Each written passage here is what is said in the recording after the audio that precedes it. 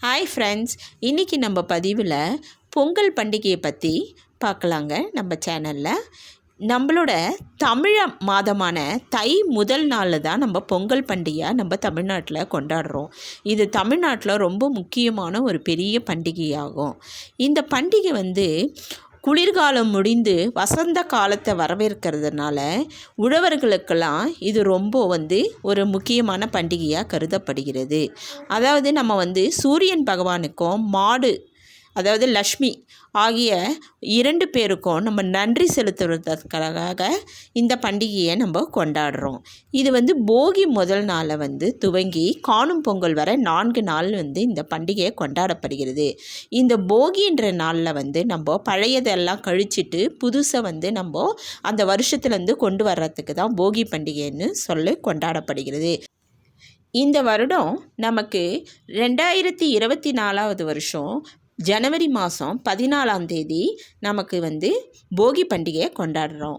அதே மாதிரி ஜனவரி 15ஆம் தேதி திங்கட்கிழமை தைப்பொங்கலும், ஜனவரி 16ஆம் தேதி செவ்வாய்க்கிழமை மாட்டுப்பொங்கலும், ஜனவரி 17ஆம் தேதி காணும் பொங்கலும் கொண்டாடுறோம்.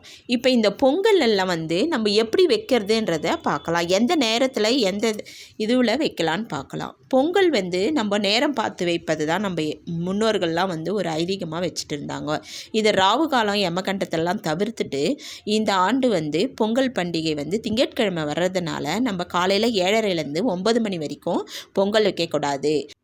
அதுக்கப்புறமா 10:30, 12 யமகண்டம் வர்றதுனால இந்த நேரங்கள்லாம் நம்ம தவிர்த்துட்டு தான் நம்ம பொங்கல் வைக்கணும். எந்தெந்த நேரத்தில் பொங்கல் வைக்கலான்னு இப்போ உங்களுக்கு நான் இன்ஃபார்ம் பண்ணுறேன். காலையில் 6:30லேருந்து 7:30க்குள்ளே நம்ம வச்சிடலாம். அப்படி அந்த நேரம் தவறிஞ்சிச்சு நம்மளால் எழுஞ்சிக்க முடியலன்னா காலையில் 9:30 மணிலேருந்து 10:30க்குள்ளே நம்ம பொங்கல் வச்சிடலாம். அதே மாதிரி மாட்டுப்பொங்கல் எந்த டைமில் வைக்கலாம்? மறுநாள் செவ்வாய்க்கிழமை மாட்டுப்பொங்கல் காலையில் 11 மணிலேருந்து 1 மணிக்குள்ளே நம்ம பொங்கல் வச்சு மாட்டுக்கு படைக்கலாம். நம்ம பொங்கல் அன்னைக்கு அதாவது சங்கராந்தி அன்றைக்கு நம்ம புதிய பானையை வாங்கிட்டு, அப்படியே புதிய பானை வாங்கலைன்னா பித்தளையில் பாத்திரத்தில் நம்ம பொங்கல் வச்சு கொண்டாடலாம். அதுக்கு நம்ம மஞ்சள் குங்கெல்லாம் வச்சு அதில் வாய்ப்பகுதியில் இஞ்சி மஞ்சள் கொத்துக்களையும் பூக்களையும் வச்சு சுற்றி அதை நல்லா ஒரு நூல் போட்டு கட்டிடணுங்க.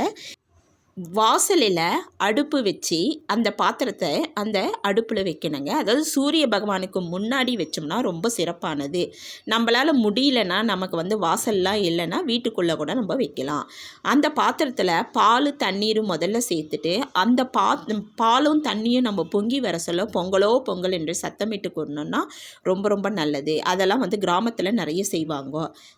நம்ம அந்த வருஷம் விளைஞ்சி வந்த புது பச்சரிசியை எடுத்து அதையும் பருப்பையும் எடுத்து கழுவிட்டு அந்த பாத்திரத்தில் சேர்த்து நல்லா கிளறணுங்க. கிளறிட்டு அந்த அரிசி வெந்த பிறகு நம்ம பொடிச்சு வச்சுருக்கிற வெல்லத்தையும் ஏலக்காய் முந்திரி நெய் இதெல்லாம் சேர்த்து இதை நம்ம இறக்கணும். இது தாங்க பொங்கல் செய்கிற முறை கிராமத்தில். பொங்கல் செஞ்சு வச்ச பிறகு அதை பூஜை செய்யும் பொழுது சர்க்கரை பொங்கல் கரும்பு ஆகியவற்றையும் வச்சுட்டு சாமிக்கிட்ட வச்சுட்டு நம்ம கல் உப்பு துவரம்பருப்பு வெல்லம் பச்சரிசி நெய் நெல் இதெல்லாம் வச்சுட்டு நம்ம வழிபடலாங்க.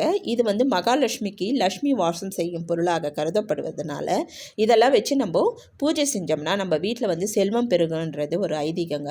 பொங்கல் வச்ச பிறகு இதை ஒரு வாழை இலையில் பரப்பி அந்த வாழை இலையில் சர்க்கரை பொங்கலை வைக்கணுங்க. கூடவே நம்ம செஞ்சு வச்சுருக்க வடை பாயசம் கரும்பு பழம் இதெல்லாம் வச்சு நம்ம நல்ல நேரம் முடிவதற்குள்ளே இந்த பதிவில் சொல்லியிருக்கிற இந்த நேரத்தில் நம்ம அந்த பொங்கலை வச்சு சாமிக்கு படைச்சோம்னா ரொம்ப நல்லது. இந்த பொங்கல் செய்கிற முறையை நம்ம பதிவில் கூட நான் வீடியோவாக போட்டிருக்கேன். அதை பார்க்காதவங்க பார்த்துடுங்க. அடுத்த மறுநாள் செவ்வாய்க்கிழமை 16ஆம் தேதி மாட்டுப்பொங்கல். இந்த மாட்டுப்பொங்கல் நம்ம உழவு தொழிலுக்கு ரொம்ப நமக்கு மாடுங்க நிறைய வேலை செய்கிறது அந்த காலத்துலலாம். அப்போ அதுக்கு நன்றி செலுத்தும் விதமாக தான் இந்த மாடுங்களுக்கு மரியாதை அளித்து செய்கிறது தான் இந்த மாட்டுப்பொங்கல். மறுநாள் காணும் பொங்கல், அதாவது 17ஆம் தேதி காணும் பொங்கல் புதன்கிழமை வருது. அந்த காணும் பொங்கல் அன்றைக்கி நம்ம இந்த நாளிலலாம் நம்ம நண்பர்கள் உறவினர்கள் வீட்டுக்கெல்லாம் போயிட்டு அவங்களோட அன்பையும் வாழ்த்துக்களையும் பரிமாறிக்கொள்வது தாங்க இந்த நாள்.